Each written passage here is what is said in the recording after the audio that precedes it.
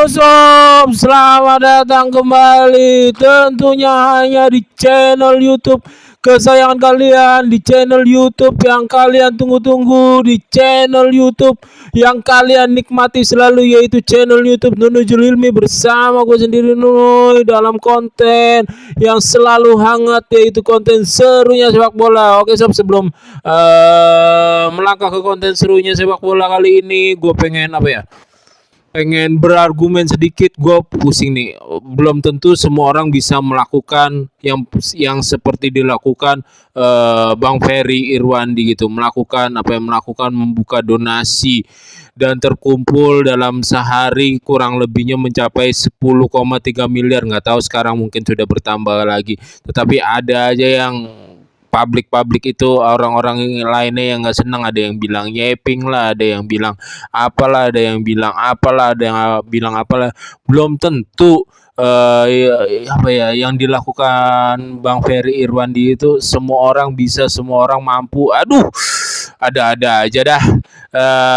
Kalau orang ada melakukan kegiatan positif, ya kita support, kita dukung gitu, tanpa harus memikirkan langkah-langkah untuk menjatuhkannya, untuk mencelanya. Ya udahlah.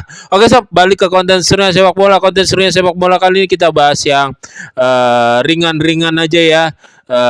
Yaitu Timnas Indonesia U23, Timnas Putra Indonesia U23 yang ditargetkan hanya mencapai final atau runner up lah kurang lebihnya, sudah berkumpul di Thailand kemarin, ya kurang lebih 2 hari lalu lah. Sudah berkumpul semua full squad dari sehari atau 2 hari lalu. Ya kita tahu ini adalah skuad Timnas U23, bahkan yang skuadnya lebih bagus atau lebih baik dibandingkan skuad Piala Asia kemarin U23. Dan di SEA Games ini kita benar-benar pengen mempertahankan gelar, pengen mencoba untuk menunjukkan yang terbaik. Padahal ya kalau dibilang kalau prestisnya, ya gue lebih setujunya kalau kita ya lebih beradu, lebih memberi kesempatan untuk bermain di Piala Asia U23 itu sendiri. Dan bisa dibilang ini timnas yang timnas U23 yang kaya, timnas U23 yang prestis, ya seperti itulah kurang lebihnya, seperti itu sebutannya, skuad U23 yang mahal gitu. Bahkan dibandingkan dengan eranya zamannya masih ada Rizky Ridho, kan 4 pemain masih ada di timnas U23 sekarang gitu. Dan ya kan di sini ada tetap, ya kenapa bisa gue bilang lebih bagus dari skuad zaman Rizky Ridho, ya secara kemampuan teknik pemain pun di sini kita punya Ivar Jenner, kita punya Mauro Zilstra sebagai target man, kita punya, walaupun harganya juga di bawah pemain-pemain timnas Indonesia, di bawah seperti Kakang, Robby Darwis, Muhammad Ferrari, tetapi Ivan Jenner, Mauro Zilstra mempunyai basic sepak bola yang bisa dibilang ya lebih baik, lebih teratas, lebih menghuni lah dibandingkan pemain-pemain asli produk kita sendiri. Mungkin ada gate-nya juga nggak begitu jauh, tetapi masih lebih bagusannya Ivar Jenner ya. Yang gue pengen bahas di sini juga, ya gue pengen menyebutkan 3 atau 4 pemain yang menjadi tulang punggung timnas Indonesia, kan kayak Marcelino, terus ada Mauro Zilstra, Dion Mark, Rafael Strike, ya terus ada Lord Hoki Carakai. Pokoknya semuanya sudah berkumpul, sudah bergabung semuanya sob. Udah ikut latihan juga bersama Coach Indra Sapri. Ini semua pemain-pemain bagus ya, bahkan lebih baik. Gua harap Coach Indra Sapri bisa memegangnya, dalam artian bisa memberikan taktik skema yang cocok lah untuk para pemain yang bagus ini, sehingga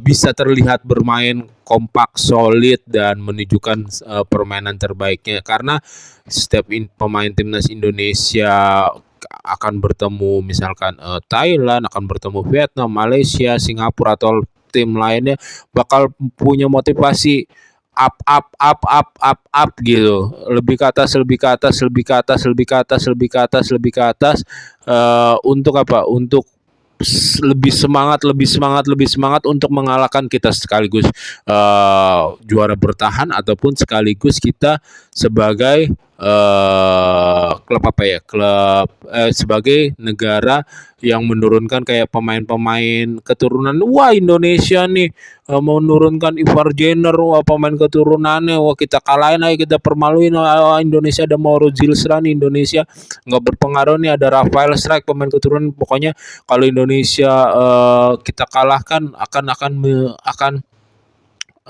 kebanggaannya bakal double. Indonesia akan dipermalukannya double gitu, memalukannya double gitu, malunya double gitu ya, seperti itulah kurang lebihnya. Oke ya, kalau kita berbicara tulang punggung untuk timnas U23 di SEA Games kali ini, menurut gue pribadi Sob ya, itu tentunya ada Ivan Jenner sebagai pengatur tempo, passing dan segala macamnya. Mungkin otak permainan paling terlibat Ivan Jenner. Terus jangan lupa sebagai tulang punggung, gue akan memilih si Marcelo ini sebagai pemain dengan bakat paling menghuni pemain Indonesia, yang mempunyai talenta, yang mempunyai skill individu, yang mempunyai cikal bakal sepak bola paling bagus ya saat ini, mungkin Marcelino gitu ya. Gue akan menjadikan dia tulang punggung juga. Terus gue akan menjadikan tulang punggung juga tidak dipungkiri, yaitu ada Mauro Zilstra. Kita harapkan ketajaman, kita harapkan positioning yang bagusnya bisa menjadi target man yang nggak usah baik deh, yang cukup baik lah gitu untuk timnas Indonesia SEA Games ini, dan kemampuannya bisa benar-benar keluar, ya terutama bisa menjadi mentor buat misalkan Hoki Caraka ataupun siapa yang pemain Bali United itu, yang pemain keturunan juga, ya itulah dia ya. Semoga siapa namanya, si Mauro Zilstra ini memberikan yang permainan yang terbaik, dan gue masukkan menjadi tulang punggung juga. Dan tentunya tidak lepas dari pemain bertahannya, antara gue pengennya antara siapa sih yang pemain Bali United itu, atau si Cahya mah kiper, siapa, Kadek Arel, astagfirullahaladzim, ataupun si Ferrari. Cuman gue lebih di sini lebih memilih Ferrari. Kadek Arel nggak tahu kenapa dari 2-3 pertandingan bersama timnas U23 kayak kemampuan terbaiknya kayak mengendap, kayak belum keluar atau belum balik ya. Semoga dia bisa balik, itu akan menjadi lebih positif. Cuman gue di sini gue mau masukkannya si Ferrari. Kiper si Cahya sama si satu lagi itu menjadi tulang punggung ya, bergantian. Itu menurut gue sama baiknya, sama berpengaruhnya, bisa bergantian menjadi ya 5 posisi tersebut, 5 tulang punggung tersebut, 5 nama pemain tersebut, kecuali kiper yang gue berikan opsi 2. Ya itu merupakan pemain yang berpengaruh atau bisa dibilang sebagai tulang punggung timnas Indonesia U23 di SEA Games nanti. Oke Sob, dan yaitu di pembahasan selanjutnya, yaitu kiper Timur Kapadze. Akhirnya dia melatih klub asal Uzbekistan juga, yaitu namanya Naubahor. Koreksi kalau gue salah, Naubahor apa Navbahor gitu. Timur Kapadze ini merupakan kandidat paling kuat, dan mungkin gue, kalau kalian yang mengikuti konten-konten gue yang kemarin, gue setuju dengan Timur Kapadze apabila dia dipilih untuk melatih timnas Indonesia, menjadi nahkoda timnas Indonesia ke depannya gitu. Dan Timur Kapadze tidak diberi kepastian, dan kedatangannya ke Indonesia kemarin juga emang bisa dibilang ya murni jalan-jalan. Dan kan banyak publik Indonesia, banyak masyarakat Indonesia, banyak pencinta bola Indonesia juga menginginkan Timur Kapadze untuk melatih timnas Indonesia, dan dia datang ke Indonesia ya seolah-olah untuk memperkenalkan diri oleh halo gua Timur Kapadze, gua pengen gua berniat untuk melatih timnas Indonesia. Gua di sini sekarang menanti timnas Indonesia, gua pengen bergabung ke timnas Indonesia, namun kan semuanya juga sesuai keputusannya ada di PSSI. Semoga PSSI juga memberikan yang terbaik, memilih kandidat yang terbaik untuk pelatih sukses timnas Indonesia ke depannya saat nanti, oke? Dan semoga karir kepelatihannya Timus Kapadze terus menanjak, terus memberikan hal-hal positif untuk sepak bola dunia, oke? Dan ya PSI juga di berita yang gua percaya juga, yang udah gua baca artikel beritanya tersebut, mantan pelatih manajer tim nasional Kanada John Hartman telah diwawancarai PSSI sebagai kandidat pelatih timnas. Oke, ya George Hartman ini dulu kalau nggak salah kan juga yang termasuk pelatih-pelatih yang mencuri pandangan penikmat sepak bola Indonesia dan menjadi positif lah untuk sepak bola Indonesia karena berhasil turut membawa timnas Kanada lolos juga ke Piala Dunia. Ya itu kan ada apa ya, ada campur tangannya, berarti kan dia bukan sosok yang buruk, bukan sosok yang jelek juga. Ya semoga ini pilihan yang tepat juga buat timnas Indonesia. Cuman kalau untuk saat ini, untuk sekarang ini, gue masih apa ya, masih 50-50 lah dia untuk melatih timnas Indonesia. Mungkin kedepannya bakal gue lebih telusuri lagi, bakal gue lebih selidiki lagi gitu, sehingga ada keinginan, ada gue minat, ini loh pelatih yang tepat misalkan untuk timnas Indonesia.